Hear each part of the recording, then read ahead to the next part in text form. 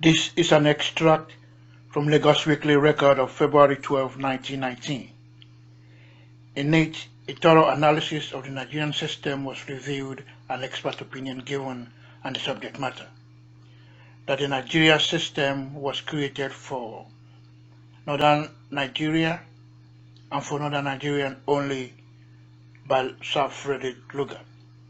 The Nigerian system was extended to the south because of its economic failure, and subsequently its political policies were introduced to the south, which was meted by unrest, civil disobedience, protests, riots, hence there were massacres. So as they had it in the early 1900s, so it is now 100 years later. Lord Lugard created the Nigerian system of government by amalgamating the south with the north, called the Nigerian system.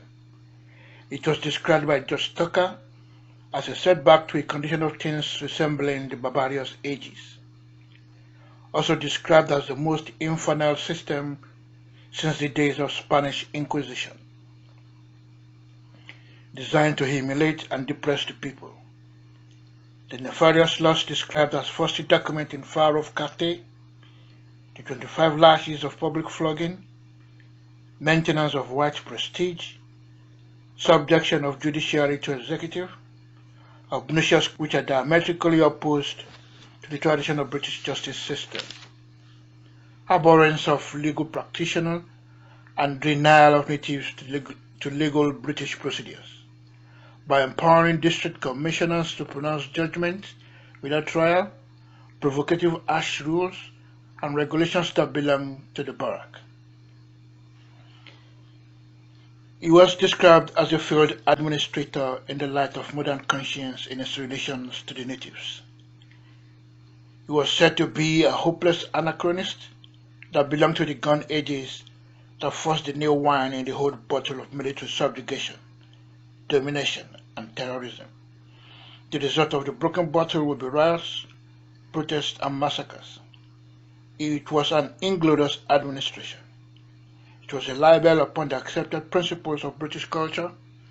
His personality was exaggerated, and he sees himself as a Mahatma that loves humanity. He was highly opinionated, unswerving from his irrational thinking and imperious will, a full autocrat whose will was the law.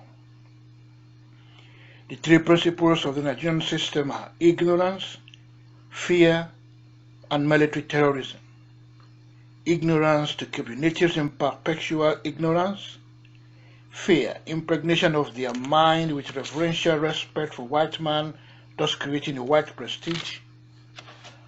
And three, paralyzation of their wills with military terrorism.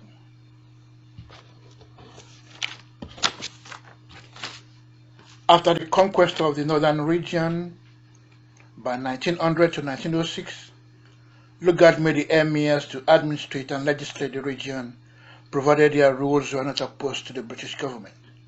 They collected taxes and kept 50% for administration and 50% remitted to the colonial British.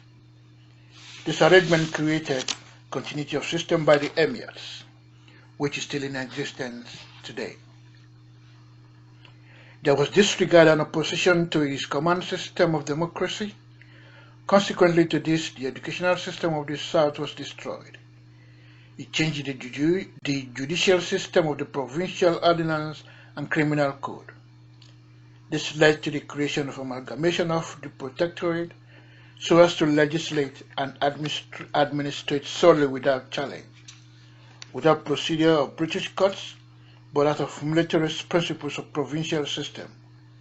Thus the loyal natives were turned against the fair justice rules of Britain and turned otherwise into riots, massacres, protests, and unrest.